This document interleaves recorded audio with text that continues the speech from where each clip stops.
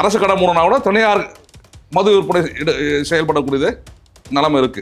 மணமகள் மன்றங்கள் அது மணமகள் மன்றங்களோட ஒரு கான்செப்ட் சொசைட்டி ஆக்ட்ல பதிவு பண்ணால் கிளப் மெம்பர்ஸ் தான். இது பப்ளிக் இன்னைக்கு வச்சு கொடுத்துருக்கு. இதே வந்து சட்டவிரோதமானது. சட்டவிரோதமானது. அந்த காலி பாட்டில் வாடகையாளர்கிட்ட வாங்குறோம், திருப்பி அவருக்கு 10 ரூபா கொடுக்கணும். அந்த வாங்குற காலி பாட்டில் என்ன நிலையில இருக்கு தெரியுங்களா? குடிக்கிறவன் வாங்கும் போது ஒரு நிலையில இருக்கிறான். இதை வந்து அவங்க வந்து சாக்கடையில் போட்டு எடுத்து வரான், குப்பையில் போட்டு வரான், சிறுநீர் கழிச்சு கொண்டு வரான். எவ்வளோ கோடிக்கணக்கில் வருமானம் வரக்கூடிய அரசாங்கத்தில் ஒரு கைகளை ஒரு கொடுக்க மாட்டேன், கிரிமினாசினி கை சுத்தப்படுறதுக்கு கொடுக்க மாட்டேன், நீயும் ஜாவு வரக்கூடிய வாடகையாளன் ஜாவுன்னா கேட்டால் கோர்ட்டு உத்தரவு. இப்போ நாங்கள் வந்து இந்த வேலைக்கும் ஒரு ஆளை வச்சிருக்கிறோம், அவருக்கு 1000 ரூபா கொடுக்கணும். அந்த 1000 ரூபா யார் ரெஸ்பான்சிபிலிட்டி? ஓகே, நான் எப்படி கொடுக்க முடியும்? என் சம்பளமே 14000 டெய்லி 1000 ரூபாய் எப்படி கொடுக்க முடியும் அந்த வரவனுக்கு? அப்போது கன்சிடர் பண்ணவே தயாரில்ல. இந்த நிர்வாகம் அதிகாரிகளுடைய நிர்வாக திறமையற்ற அதிகாரிகளை கொண்ட இந்த நிர்வாகத்தினால தான் இந்த அளவுக்கு சிக்கல் புதிய அரசுக்கு ஏற்பட்டிருக்குன்னு நாங்கள் குற்றச்சாட்டுறோம். மற்றெல்லாம் கம்பைண்ட் பண்ணியிருந்தா இப்போ கம்பைண்ட் இல்லாமல் ஒரே ஒரு துறை கொடுத்துருக்குறாங்க. அப்போ வந்து அந்த துறையை பற்றி அதில் வந்து ஜனங்களுக்கு வரக்கூடிய பிரச்சனைகள், ஊழியர்களுக்கு வர பிரச்சனைகளை ஸ்டடி பண்ணுவதற்கு நேரம் இருக்கும். இப்போ துறையை இது பண்ணோம். எங்கள் எம்டி இப்போ தான் வந்திருக்காரு, ஆட்சி வந்த பிறகு தான் எம்டி வந்திருக்காரு. எல்லாருமே புதுசு, ஆட்சி புதுசு. பிரச்சனை பண்ணாங்களா இல்லையா? எல்லாம் ஓடிவிட்டாங்க. இந்த இடியாப்ப சிக்கலுக்கு அவங்க தானே காரணம். பல்வேறு முறையில் அப்படிங்க ஒரு நாளைக்கு 1.5 கோடி பாட்டில் வியாபாரம் நடக்குதுன்றீங்க. 1.5 கோடி பாட்டிலுக்கு 10 ரூபா. இப்போ எத்தனை பாட்டிலுக்கு நீங்கள் வந்து 10 ரூபா வாங்குங்க? எத்தனை பாட்டில் திரும்பி வந்து கஸ்டமர் கொடுத்தீங்க? வராத பாட்டிலுக்கு சர்ப்ளஸ் அமௌண்ட் எவ்வளோ? நான் வந்தது 2000 பாட்டில் பில் போட்டு கொடுத்துறேன். பாட்டில் இல்லையே 2000 நான் தானே எடுக்கணும், நான் 2000 போட்டு கொடுத்துட்றேன். அந்த சர்ப்ளஸ் அமௌண்ட்ல நீ 50 நான் 50. ஓகே, அப்போ கோர்ட்டே ஏமாத்துது டாஸ்மாக். அவங்க வீடுகளே வந்து சாராயம் யூடியூப் பார்த்து தயாரிச்சதெல்லாம் பார்த்துருப்பீங்க. நீங்கள் வந்து அது ஒரு விதமான போதைக்கானவங்க மாற்றுன்னு போய் விபரீதமானது ஆகும். நீங்கள் அரசு கடைகள் இருக்கும் போதே வந்து கள்ளக்குறிச்சி நடந்தது, 60 பேர் செத்து போனாங்க. மரக்காணத்தில் நடந்தது. இது விலையும் ஒரு பிரச்சனை இருக்குன்னு வைங்க. நீங்கள் என்ன விலைக்கு வாங்குறீங்க, என்ன விலைக்கு விற்கிறது வெளிப்படைத்தன்மை கிடையாது.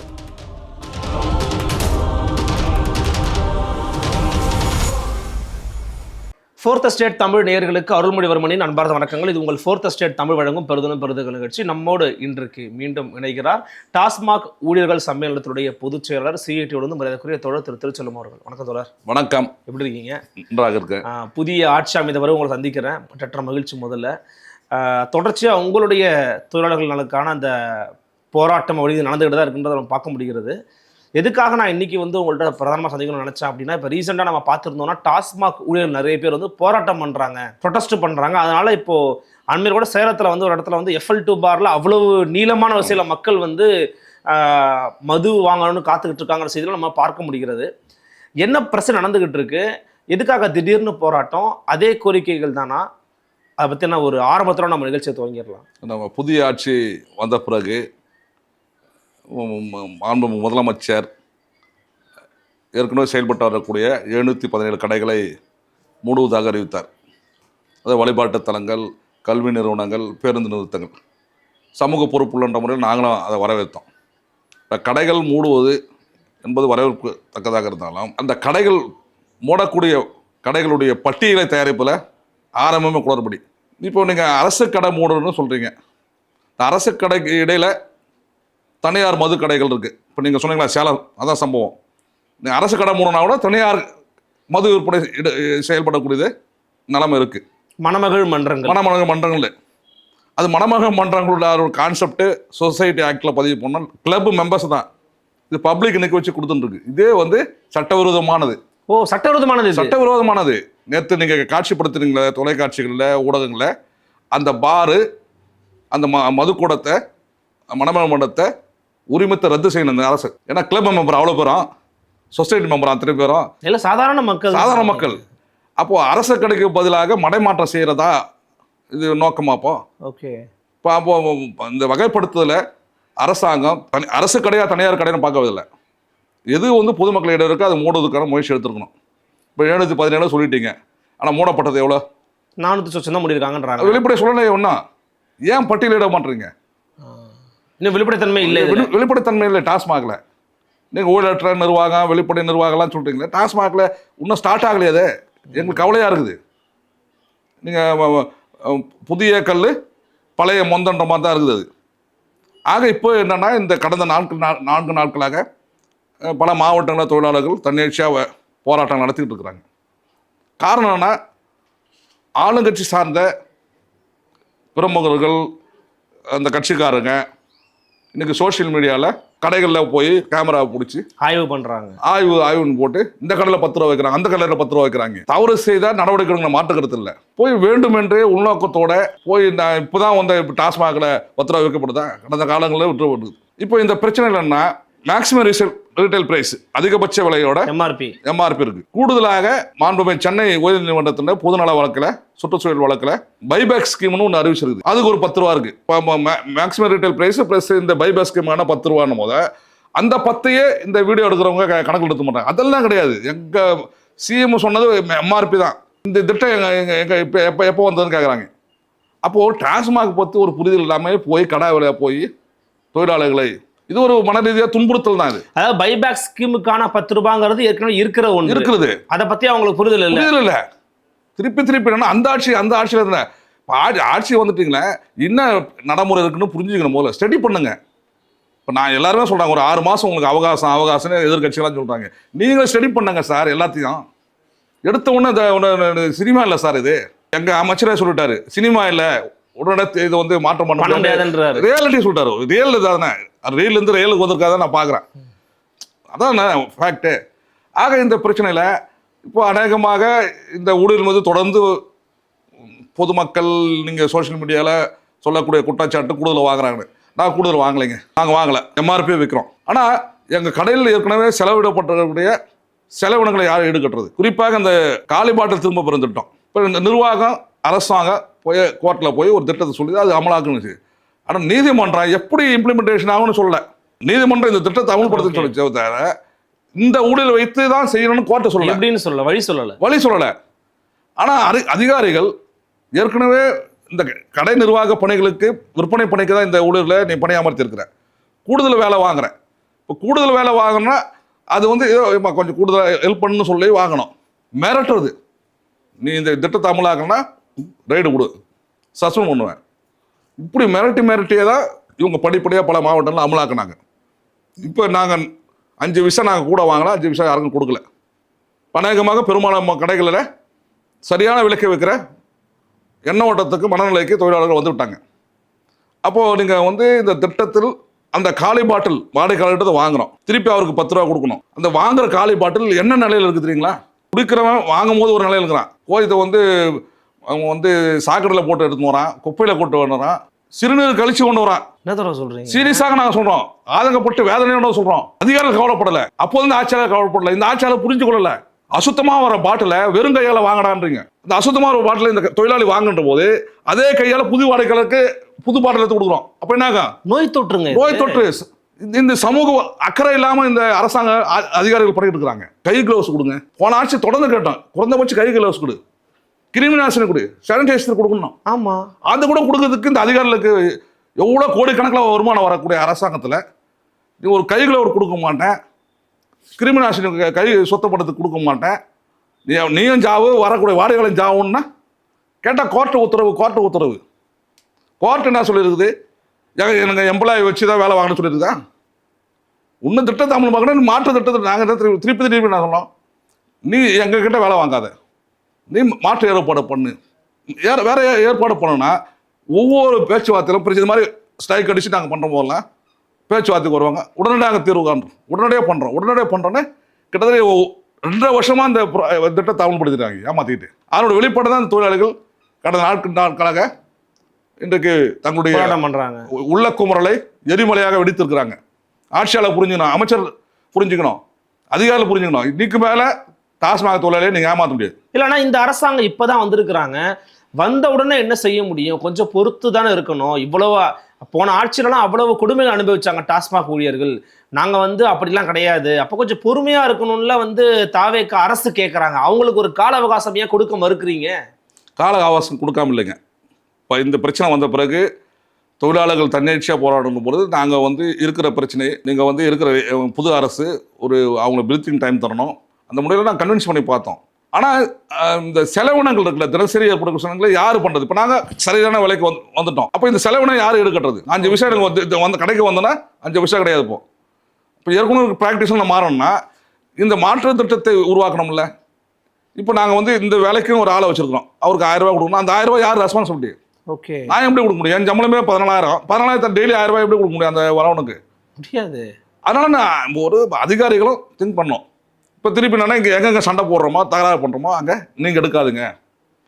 பாட்டில் டெண்டர் எடுத்துக்குவார், அவர் ஆளை வச்சு எடுத்துக்குவார். பார் இருக்கிற இடத்துல பார் கார் எடுத்துக்குவார்னு ஒரு டெம்பரரி அரேஞ்ச்மெண்ட்டு. டெம்பரரி அரேஞ்ச்மெண்ட்டாக இவங்க பண்ணி தான் அது இன்னைக்கு வந்து வெடிச்சிருக்கு. அப்போ இந்த காலி பாட்டில் திரும்ப பெற திட்டத்தை மாண்பு நீதிமன்றமும் அது வந்து இந்த எம்ப்ளாயிஸினுடைய பாதிப்பை கருத்தில் கொள்ளலை, அரசாங்கம் கருத்தில் கொள்ளலை. அரசாங்கம் கருத்தில் கொள்ளலை. நாங்கள் வழக்குக்கு போகிறோம், நீங்கள் எங்களை பயன்படுத்தக்கூடாது, மாற்று திட்டத்தை உருவாக்கணும்னு சொன்னால் கோர்ட்டுக்கு போகிறோம். இப்போ கோர்ட்டில் என்ன சொல்கிறது, டாஸ்மாக் எம்டி தலைமையில் நாங்கள் வந்து ஒரு கமிட்டி வச்சுருக்குறோம், அந்த கமிட்டிகிட்ட போய் உங்களுக்கு கிரீவன்ஸ் சொல்லுங்க. கிட்டத்தட்ட 20-30 முறை கடிதங்கள் கொடுத்துருக்கோம், இதெல்லாம் வந்து மாற்று பண்ணு இதில் சரி பண்ணுன்னு. திருப்பி அந்த கமிட்டி கூடிச்சா பார்த்தா கூடலை. சரி, நாங்கள் ஃபோர்ஸ் பண்ண பிறகு அந்த கமிட்டிக்கு அப்போது எம்டி தான் தலைவர், சேர்மன்.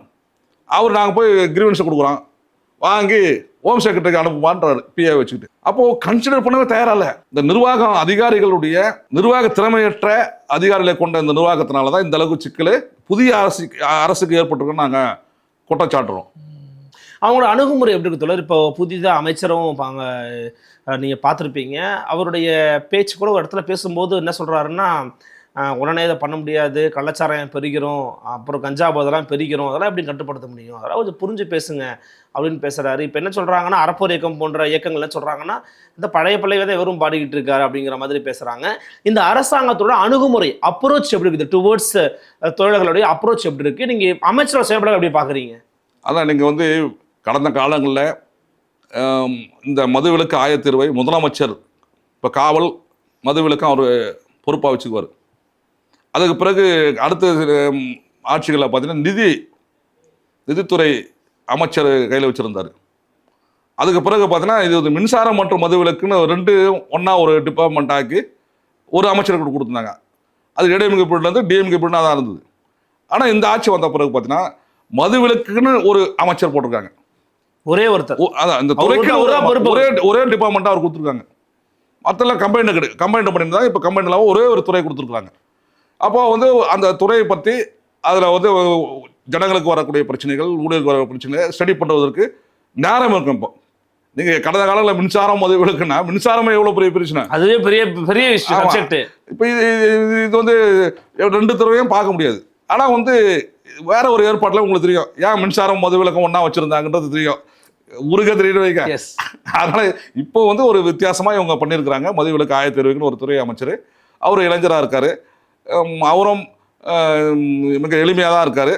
இப்போ நாங்கள் நேரில் சந்தித்து எங்கள் கோரிக்கை குறித்து பேசுவதற்கு முன்னதாக இப்படி ஒரு போராட்டத்தின் விளைவாக இப்போ அவரே எங்களை அழைத்தார். தொழிற்சங்கங்களை அழைத்து, நிச்சயமாக நான் வந்து தொழிலாளிக்காக தான் இருக்கிறேன், உண்மையாக நான் வந்து பொய் சொல்லலை, எனக்கு அவகாசம் கொடுங்க, நான் வந்து 6 நாள் தான் ஆகுது அமைச்சராகி துறையை இது பண்ணோம். எங்கள் எம்டியும் இப்போ தான் வந்திருக்காரு, ஆட்சி வந்த பிறகு தான் எம்டி வந்திருக்காரு. எல்லாருமே புதுசு, ஆட்சி புதுசு, பிரச்சனை பண்ணாங்களா இல்லையா, எல்லாம் ஓடிவிட்டாங்க. இந்த இடியாப்ப சிக்கலுக்கு அவங்க தானே காரணம்.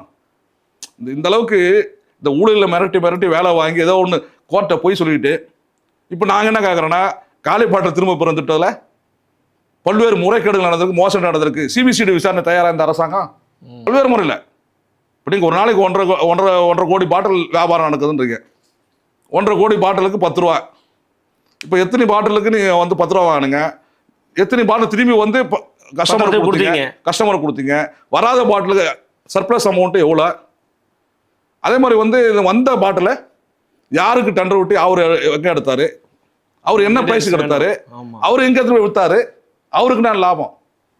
இப்போ இந்த செயினை பார்த்தீங்கன்னா பல்வேறு முறைகேடுகள் இருக்கு, டேட்டாவே இல்லை, ஒழுங்கா டேட்டாவே கிடையாது. என்னன்னா பல கோடிங்க, பல கோடி. ஒரு நாளைக்கு 1.5 கோடி பாட்டில் கணக்கு போடுங்க.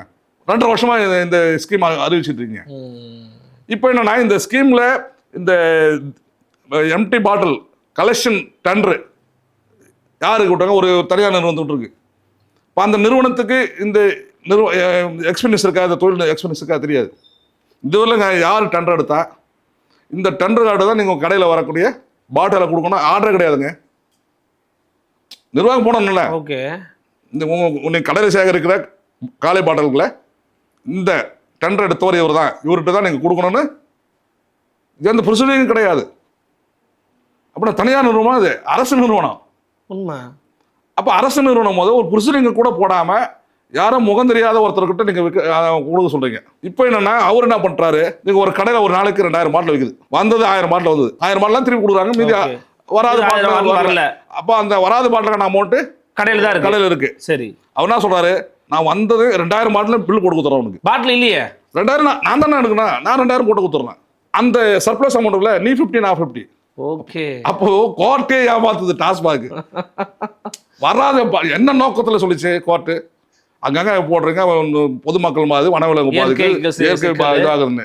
இப்போ அதையே சிதைக்கிறாங்களா டாஸ்மாக் அதிகாரிங்க. இப்போ அப்படின்னா அந்த அதாவது போலி கணக்கு காட்டி கோர்ட்டை ஏமாத்தின்றீங்களா நீங்கள்? ஆனால் நாங்கள் வந்து இப்போ சிபிசிஐடி விசாரணைக்கு இப்போ கடிதம் கொடுக்க போகிறோம். காலி பாட்டில் இந்த 2 வருஷத்தில் எந்தெந்த மாவட்டத்தில் அமலாக்குனா அந்த மாவட்டத்தில் விற்றது எவ்வளோ, வந்தது எவ்வளோ, வராத பணம் எவ்வளோ, வந்த பாட்டில் யாருக்கிட்ட விற்றீங்க, அவரு எவ்வளோ. இப்போ நான் என்ன சொன்னேன், இந்த திட்டம் சார் கோர்ட்டை சொல்லிடுச்சு. நான் திருப்பி போன இதில் சொல்லியிருக்கிறேன், இந்த பாட்டில் என்பது கன்சூமருக்கு சேர்ந்தது. மேக்ஸிமம் ரீட்டைல் பிரைஸ் அடக்க விலையோட பாட்டில் சேர்த்தான். அவங்ககிட்ட வந்து 140 ரூபா பொருள் 150 ரூபா வாங்கி அவன் குடிச்சிட்டு கொடுத்தோன்னா அது 10 ரூபா கொடுத்து அவன் சாட்டிஸ்ஃபைடு, ஐயோ நம்ம 10 ரூபா வந்துச்சுன்னு. ஆனால் அதை என்ன பண்ணுற விற்கிறீங்க, அதுவே அடிப்படையில் தப்பானது. அந்த வித்த காசு யாருக்கு வேணும், கன்சியூமருக்கு போகணும். அது 1 ரூபா விற்கிற 2 ரூபா விற்கிற. அப்படி கன்சியூமரை வந்து என்கரேஜ் பண்ண, நீ இதில் வெளியே போடாத, பப்ளிக் பிளேஸில் போடாத, நீ வந்தீங்கன்னா நீ காலி பாட்டில் வரணும், நான் 2 ரூபா உனக்கு தரேன்னா இன்சென்டிவ் மாதிரி கொடுத்தீங்கன்னா ரொம்ப ஆர்வமாக கொடுப்பான். வருவான். என் பணத்தையும் நான் வாங்கி வச்சுக்கிட்டு திருப்பி குத்த மாதிரி கொடுத்துட்டு அதை விற்று காசு ஆக்குறீங்க. என்ன ஸ்கீமுங்க? அப்போ அந்த அதிகாரிகள் என்ன அடிப்படையில் வந்து இந்த மாதிரியான பிளான் எல்லாம் பண்ணுறாங்க, எங்கேருந்து மூளை வேலை செய்யுதுன்னு இல்லை. ஆனால் தொழிலாளிக்கு நீண்ட காலமாக வேலை செய்கிற 22 வருஷமாக வேலை செய்கிற தொழிலாளிக்கு பர்மனன்ட் பண்ணணும் பண்ண மாட்டேன். இப்போ கோர்ட்டு தீர்ப்புன்னு இந்த திட்டத்தை அமல்படுத்துகிறேன். இதே கோர்ட்டில் நாங்கள் பர்மனன்ட்னு வாங்கியிருக்கிறோம், தொழிலாளி பர்மனன்ட் பண்ணணும், பேச மாட்டாங்க, மினிவேஜ் சம்பளம் கொடுன்னு வாங்கியிருக்கோம். இந்த தொழிலாளிக்கான டிசிப்ளின் ஆக்ஷனுக்கு ஸ்டாண்டிங் ஆர்டர் அமல்படுத்தணும் வாங்கி எல்லாத்தையும் அப்பீல் போயிட்டு இருக்கீங்க. அப்போ உங்களுக்கு மட்டும் நீதிமன்ற உத்தரவு, ஐயோ நான் இல்லைங்க, நான் அங்கே கொண்டு வந்த அந்த ஸ்கீமை கோர்ட்டை சொல்லிச்சு அமலாக்கன்றீங்க. இதே கோர்ட்டில் நான் பர்மனன்ட் பண்ண சொல்லியிருக்கேன், தொழிலாளிகள் ஏன் பண்ண மாட்டேங்க, ஏன் அப்பீல் போகிறீங்க, அப்பீல் ஏன் போகிறீங்க? தொழிலாளர் விரோதமாக நீங்கள் நடந்து கொண்டிருக்கீங்கன்னா தொழிலாளிகள் சேர்ந்து அதுக்கான விளைவுகளை உருவாக்குவாங்க. நீங்கள் சட்டமன்ற தேர்தல் முடிவுகளில் பல நீங்கள் வந்து பரிசீலனை பண்ணும்போது அரசு ஊழியர்கள், ஆசிரியர்கள், போக்குவரத்து தொழிலாளி, டாஸ்மாக் தொழிலாளி, அங்கன்வாடி, இப்படி கவர்மெண்ட் சர்வன்ட் செக்ஷனில் ஆண்ட கட்சிக்கு பலவீனம் ஏற்பட்டிருக்கு. அப்போ நீங்கள் புதிதாக வந்திருக்கணும், நீங்கள் அதை வந்து புரிஞ்சுக்கொள்ளணும். இல்லை, இவங்க எதுவும் இப்போது இந்த நேரம் வரைக்கும் இந்த புதிய அரசு தொழிலாளர்களுக்கு எதிராக செயல்படலை தானே? இல்லை, அதுதான் வந்திருக்காங்களே, இப்போ வந்திருக்காங்க ரிக்வெஸ்ட் பண்ணாரு. இப்போ அமைச்சர் வந்து இல்லை, அவர்கிட்ட நீங்கள் எல்லாத்தையும் எடுத்து சொன்னீங்களா, அவரால் புரிஞ்சுக்கிட்டாரா, அவருடைய ரெஸ்பான்ஸ் என்னவா இருந்துச்சு? இல்லை, இப்போ அதான் ஸ்டடி பண்ணுறாங்க, நானே புரிஞ்சுக்கிட்டு இருக்கேன், அதிகாரிகளோடு நான் பேசுகிறேன். உங்கள் கிரீவன்ஸ் அத்தனையும் நான் வந்து அண்டர்ஸ்டாண்ட் பண்ணிட்டு பெட்டிஷனாக கொடுத்துருங்க. நிச்சயமாக நாங்களும் வெளியிருந்து பார்க்குறோம். நானும் பப்ளிக்காக இருந்தப்போ டாஸ்மாக் கடை பார்த்து எவ்வளோ கஷ்டப்படுறீங்க எல்லாம் பண்ணுறது. இப்போ நான் தங்கியிருக்கிற இடத்துல இருக்கிற நியரஸ்ட்டு டாஸ்மாக் கடையை கூட பப்ளிக் மாதிரி போய் நின்று நான் வேடிக்கை பார்த்தேன். கஷ்டப்படுறீங்க, புரியுது, நம்ம ஒழுங்குபடுத்துவோம், எனக்கு அவகாசம் கொடுங்க, 1 மாத காலம் எனக்கு அவகாசம் கொடுங்க. நான் 1 மாதம் அதிகமாக கேட்குறேன், அதுக்கு முன்னாடி நம்ம முடிச்சிடுவோம், சரி பண்ணிவிடுவோம். இந்த எம்டி பாட்டிலுக்கு கோர்ட்டில் கேஸ் வருது 5ஆம் தேதி. இப்போ கோர்ட்டில் நாங்கள் கன்வின்ஸ் பண்ணி நாங்கள் ஒரு மாற்று திட்டத்தை நாங்கள் உருவாக்குறோம் அப்படின்னு கன்வின்சிங்காக பண்ணியிருக்காரு. அந்த வேண்டுகோளை ஏற்று தான் இன்னைக்கு தொழிலாளர்கள் பண்ணைக்கு திரும்பி இருக்கிறாங்க, வேலைக்கு போயிருக்கிறாங்க. பட் ஆனால் நெருப்பாக தான் அந்த டென்ஷன் இருந்துகிட்டு இருக்கு. ஆகவே நீங்கள் இந்த இஷ்யூ மட்டும் இல்லை, நீண்ட காலமாக இருக்கக்கூடிய பணி நிரந்தர அந்த கோரிக்கை, அவரோட காலமுறை ஊதியம், அடிப்படை சம்பளம், பஞ்சப்படை உள்ளிட்ட காலமுறை ஊதியம், இதை வந்து நீங்கள் வந்து நிச்சயமாக உறுதி செய்து கொடுக்கணும். இல்லாட்டி அவங்களுக்கும் உங்களுக்கும் வித்தியாசம்லாம் போயிடும். நீங்கள் இவ்வளோ பல ஆயிரம் கோடி வரக்கூடிய நிறுவனத்தில் அதில் வேலை செய்யணும் திருப்திகரமாக வச்சுக்க மாட்டோம், மன நிம்மதியாக வச்சுக்காம ஒரு கொத்தடிமை மாதிரி நடத்தியிருந்தாங்க, நீங்களும் நடத்துவீங்கன்னா அது நாங்கள் அனுமதிக்க மாட்டோம். நீங்கள் கால அவகாசம் கேட்டிருக்கேன், கால அவகாசம் கொடுத்துருக்கோம். இந்த கால அவகாசத்துக்குள்ள நீங்கள் வந்து நிர்வாகத்தை சீர்படுத்துங்க, தொழிலாளர் நலனுக்கான முன்னேற்றங்களில் நீங்கள் வந்து அறிவித்து அமுல்படுத்தணுன்றதான் நாங்கள் கேட்டுக்கிறது. இல்லை, ஆனால் ஒரு இடத்துல அவர் பேசும்போது சொல்கிறாரு, இப்போது டாஸ்மாக் கடைகளை வந்து மூடணுங்கிறது ஒரு அரசினுடைய ஒரு இலக்காக தான் இருக்கும். டிபிஎஸ்பிலே சொல்லியிருக்கிறாங்க, சட்டத்திலே இருக்குது, கொஞ்சம் கொஞ்சமாக தான் கொண்டு போய் சேருங்கன்னு. அதை பண்ணால் கள்ளச்சாராயம் வந்துடும், கஞ்சா வந்துடும் இவர் சொல்கிறாருன்னா, பழைய பல்லவி தான் அவர் பாடுறாருன்ற விமர்சனத்தை வைக்கிறாங்க. அவருடைய நோக்கம் எப்படி இருக்குது நீங்கள் பார்க்கும்போது எதாவது ஃபீல் பண்ண முடிஞ்சுதா? இல்லை, அது வந்து யதார்த்தம் தான் அவர் சொல்கிறது. ஏன்னா நம்ம வந்து கோவிட் காலத்தில் நம்ம கண்கூடாக பார்த்தோம். 2020 மார்ச் 25 கோவிட் ஊரடங்கு அறிவித்து நீங்கள் வந்து அந்த மது அடிமையானவங்க, அதுக்கு நோய்க்கு மதுவுக்கு அடிமையானவங்களுடைய நிலைமை, அரசு மது கடை முடியாச்சு. நீங்கள் வந்து நகை பாலிஸு, அப்புறம் அந்த பான் பராக குதிக்க வச்சு குடிச்சது, மாத்திரை போட்டது, இதெல்லாம் வந்து நம்ம வீடுகளே வந்து சாராயம் யூடியூப்பை பார்த்து தயாரிச்சதெல்லாம் பார்த்துருப்பீங்க. இப்போ நீங்கள் வந்து அது ஒரு விதமான போதைக்கானவங்க மாற்றுன்னு போய் விபரீதமானது ஆகும். நீங்கள் அரசு கடைகள் இருக்கும் போதே வந்து கள்ளக்குறிச்சி நடந்தது, 60 பேர் செத்து போனாங்க, மரக்காணத்தில் நடந்தது. இப்போ இது விலையும் ஒரு பிரச்சனை இருக்குன்னு வைங்க. நீங்கள் என்ன விலைக்கு வாங்குறீங்க, என்ன விலைக்கு விற்கிறதே வெளிப்படைத்தன்மை கிடையாது. இப்போ என்னென்னா அந்த டிவைஸ் ஆப்ரேட் பண்ணுறதுக்கு நெட்வொர்க் வேணும். ஓகே, நெட்வொர்க்கு கிடையாது. நீங்கள் அந்த டிவைஸில் அந்த வரக்கூடிய அந்த புற ஊதா கதிர் இருக்கு பாருங்க, கண் பார்வை பாதிக்குது. அடிச்சேன்னா உங்களுக்கு கண் இதுவாகிடுது. இது வந்து ஆக்குபேஷனல் டிசீஸ் வருது. நீங்கள் கடையினுடைய விற்பனைக்கு ஏற்ப அந்த டிவைஸ் கொடுக்கல. இவங்க என்ன பண்ணாங்க, போன கவர்மெண்ட்டு 291 கோடி இன்வெஸ்ட் பண்ணி 12,000 டிவைஸ் வாங்கினாங்க. இருக்குது 4,800 கோடி. நீங்கள் 3 டிவைஸ் கொடுக்கலாம். பல கடையில் 2க்கு மேலே இல்லை. இந்த 12,000 டிவைஸ் இன்னும் வந்து சேரல டாஸ்மாக். இன்னும் பல டிவைஸே கிடையாது, டிவைஸ் வரல. நீங்கள் வந்து பல கடையில் 3, 4 கொடுத்தாங்க. அப்புறம் மற்ற 1, 2 பிடிக்கிட்டாங்க. இப்போ நீங்கள் 5 லட்சம் வியாபார கடையிலும் 2 டிவைஸ் தான், 10 லட்சம் வியாபார கடையில் 2 டிவைஸ் தான். அப்போ நீங்கள் வந்து பர்ச்சேஸ் பண்ணது இன்னும் முழுமையாகலை. 12,000 டிவைஸ் எங்கே கடைக்கு வந்து ஒன்று எலக்ட்ரானிக் கூட்ஸ் தானே, அது உங்களுக்கு டேமேஜ் ஆகும், ரிப்பேர் ஆகும். அப்போ ஸ்பேர் ஒன்று விடணுங்களே. இப்போ இந்த க்ரௌடு காரணம் என்னங்க, நீங்கள் வந்து ஒரே டைமில் 5 பேர் 10 பேர் கை நிட்டுறாங்க. நீங்கள் பார்த்துருப்பீங்க. எனக்கு இந்த பிராண்டை கூட இந்த பிராண்டை கூட இப்படி இவர்கிட்ட காசு வாங்குறது, அவர் பாட்டில் கொடுக்குறது, இவர்கிட்ட கொடுக்குறது. அப்போ அந்த கடையினுடைய செயல்பாடு எப்படி இருக்குது பார்த்தீங்களா? நீங்கள் கேரளா குறிப்பிட்டீங்க. கேரளாவில் யார் வந்தாலும் வரிசையில் உட்காரணும், வரிசையில் வரணும்.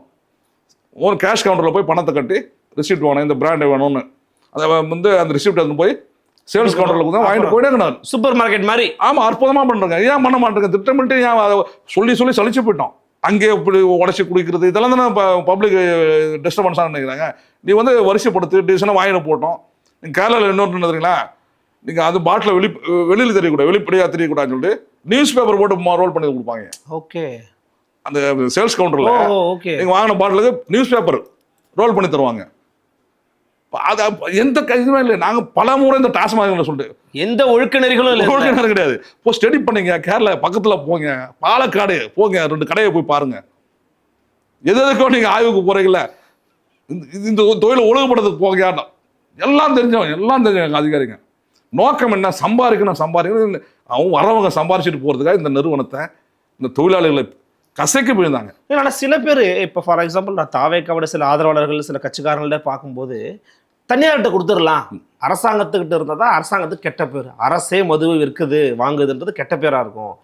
தனியார்கிட்ட கொடுத்துட்டோம்னா அது அவங்களாச்சு மக்களாச்சு போகுது, நம்ம விட்டு ஒழிக்கலான்னு சில பேர் ஐடியாஸ் கொடுக்குறாங்க. நீங்கள் எப்படி பார்க்குறீங்க, தொழிற்சங்கவாதியாக எப்படி பார்க்குறீங்க? அதாவது அது ஒரு விதமான உள்நோக்கத்தோட பரப்புறாங்கன்னு நினைக்கிறேன். அது வந்து தவறானது. எதனால் சொல்கிறீங்க? ஏன்னா நடைமுறையில் நீங்கள் 83 இந்த நிறுவனம் டாஸ்மாக் ஆரம்பித்துக்கு முன்னாடி கள்ளச்சாராயம் பருகி உயிரிழப்புகள், கண் பார்வை, கொத்தாக பாதிப்புகள் மக்களே ஏற்படுறாங்கன்னா 83 அரசே சாராய கடை ஆரம்பிக்குது.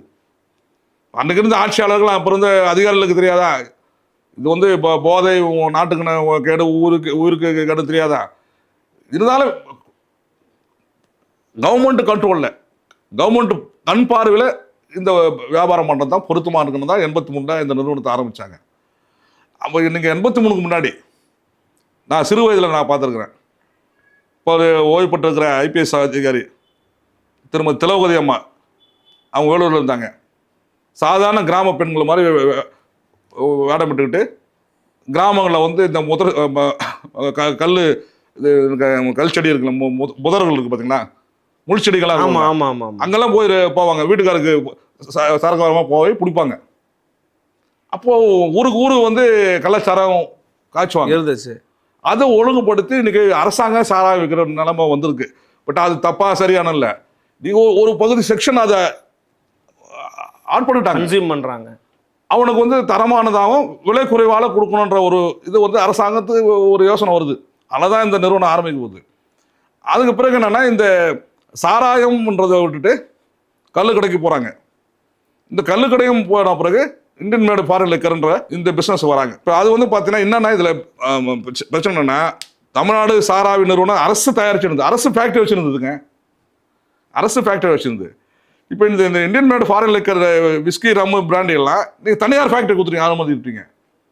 இப்போ இதுதான் செக்கில். இப்போ ஓகே, நீங்கள் உற்பத்தி பண்ணுற இடத்துல உங்களுக்கு மானிட்டரிங் வந்து ரொம்ப ரொம்ப லேப்சஸ்.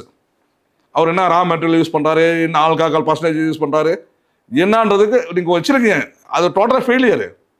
இப்போ தனியார்கிட்ட நீங்கள் உற்பத்தி, அப்போ அவரோட நோக்கம் என்ன, தரமான மது கொடுக்கணுன்னு என்ன இருக்கும், அவர் எவ்வளோ லாபம் அடிக்கலாம் இதில் வந்து பண்ணான்னு இருக்குமே தவிர, இப்போ அவர்கிட்ட வாங்கி நீங்கள் விற்கிறீங்க.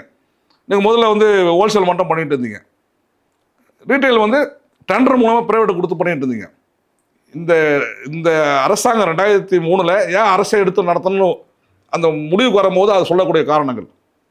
நீங்கள் வந்து பல பேரில் ஒயின் ஷாப் ஆக வச்சுருப்பாங்க, அந்த பிரபா ஒயின்ஸு, அம்மன் ஒயின்ஸு, ஆமா ஆமா ஆமா, எல்லாம் சினிமாவும் வரும் பாருங்க.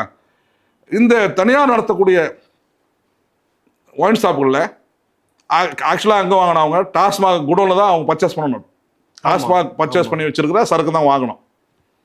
ஆனால் வந்து நீங்கள் டாஸ்மாக் சரக்கு ஒரு 50%, அவர்களே தயாரித்துக் கொள்ளக்கூடிய மது வகைகள், டாக்ஸு குறைவாக இருக்கக்கூடிய பாண்டிச்சேரி, கர்நாடகாவில் சரக்கு வரும். நீங்கள் பார்த்தீங்கன்னா இங்கே பல தனியார் கடைகளில், டாஸ்மாக் தனியார் கடைகளில், மதுபான கடைகளில் ஒரு குவார்டர் வாங்கினாலும் ஒரு முட்டை இலவசம், ஓ, ஒரு வாட்டர் பாக்கெட் இலவசம் டிஸ்பிளே பண்ணியிருப்பான். இப்போ அவங்கன்னா வந்து அவங்களோட நோக்கம் லாபம் தான். அப்போ இந்த இதில் வந்து இந்த தனியார் கடைக்கான உரிமை எடுக்கிறதுல இப்போ நீங்கள் நானும் சேர்ந்து ஒரே ப்ரைஸை போடுவோம், அது லோயஸ்ட்டாக இருக்கும். ஆனால் அரசுக்கு ரெவன்யூ லாஸ் ஆகும். அந்த அடிப்படையில் தான் 2003 இந்த தனியாருக்கெல்லாம் சிண்டிகேட் வச்சுக்கிட்டு கவர்மெண்ட்டுக்கு ரெவன்யூ லாஸ் பண்ணுறாங்க. நான் சொன்னல 50% தான் டாஸ்மாகில் வாங்க, மீதி வந்து வாங்கினா என்ன ஆகும், உங்களுக்கு லாஸ் தானே, லாஸ் தானே. டெண்டர் எடுக்கிறதும் ஃப்ராடு, சிண்டிகேட் வச்சுக்கிட்டு பண்ணாலும் வேறு வழி இல்லாமல் இந்த அரசாங்கம் ரீட்டைலையும் வந்து டேக்கப் பண்ணுது. ஆகவே வந்து ஒரு ஆட்சியாளர்கள், எந்த ஆட்சியாளர்களும் வந்து இது வந்து மன்னர்கள் காலம் கிடையாது, அதிபதிகள் காலம் கிடையாது, மக்களால் தேர்ந்தெடுக்கக்கூடிய ஆட்சியாளர்கள் மக்கள் நலன் தான் இருப்பாங்க. அவங்களோட அவ்வளோ அசால்ட்டாக இருக்க போகிறதில்ல. பட் என்னென்னா இதில் ஆதாயம் அடைகிறாங்கன்றது அதுக்கு ஒரு விமர்சனம்.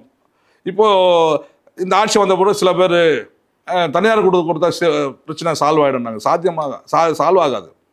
ஏற்கனவே அனுபவம் இருக்குது இந்த அரசாங்கத்துக்கு, எப்படி தனியார்கள் நடத்திட்டு இருந்து ஏன் எடுக்க வேண்டிய சூழ்நிலை வந்ததுன்றது எக்ஸ்பீரியன்ஸ் இருக்குது. ஆகவே நீங்கள் தனியார் கொடுத்தீங்கன்னா மீண்டும் வருவாய் இழப்பு ஏற்படும், இந்த ஏமாற்றல் நடக்கும்.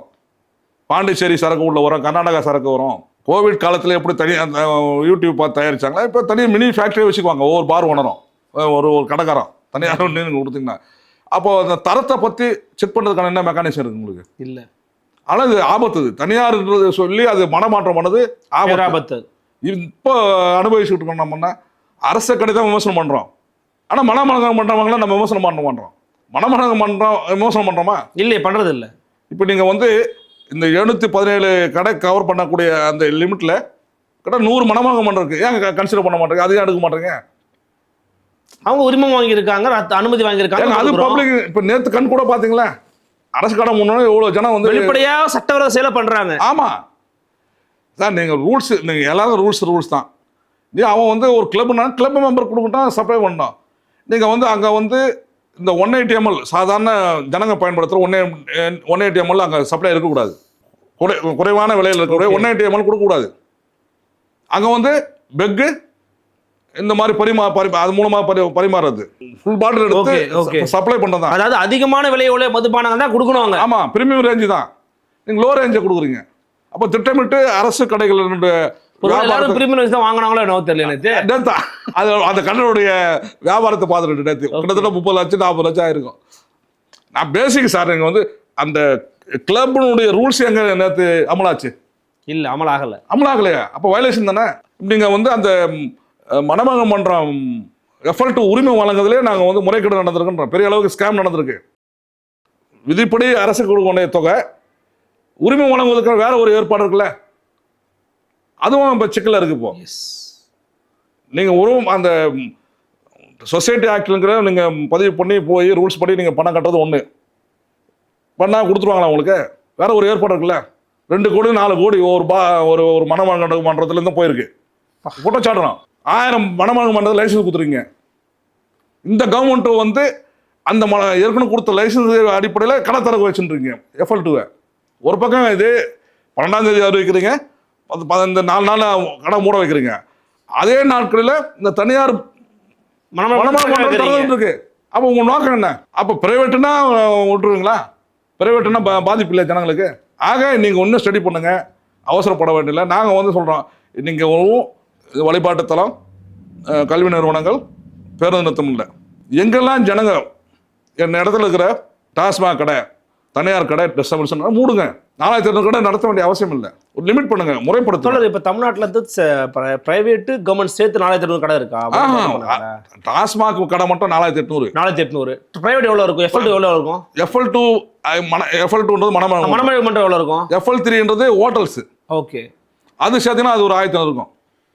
ஓகே, F2 சேர்த்து 1500. ஓகே, கிட்டத்தட்ட இப்போ ஏற்கனவே 6000 வருது.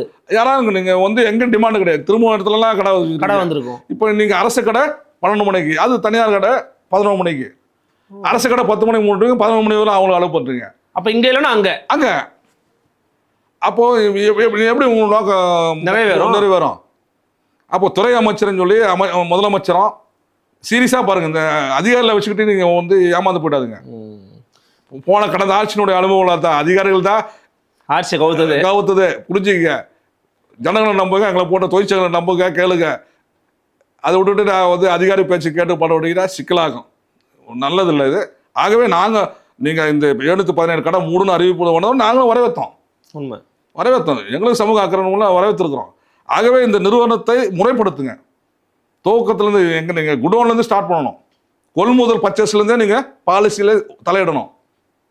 இதெல்லாம் வந்து பெரிய லாபி, ஒவ்வொரு செக்மெண்ட்லையும் லாபி இருக்குது. இந்த லாபி நீங்கள் முழுக போகிறீங்களா, நீ இல்லாட்டி லாபிலேருந்து வெளியே வர போகிறீங்களான்னு தான் இப்போ கேள்வி.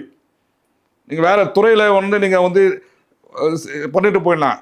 ஆனால் இந்த லிக்கர் லாபி இருக்கு, அவருக்கு கூட வச்சிருக்காரு ஆந்திராவை சேர்ந்த நண்பரை கூட வச்சிருக்காரு. அவருக்கு தெரியும் லாபி எப்படின்னு. அரவிந்த் கெஜ்ரிவால் கவிதா மாலது எல்லாருக்கும் தெரியும். ஆகவே சீரியஸாக இந்த லிக்கர் லாபியில் புதிய முதலமைச்சர் கவனமாக இருக்கணும்.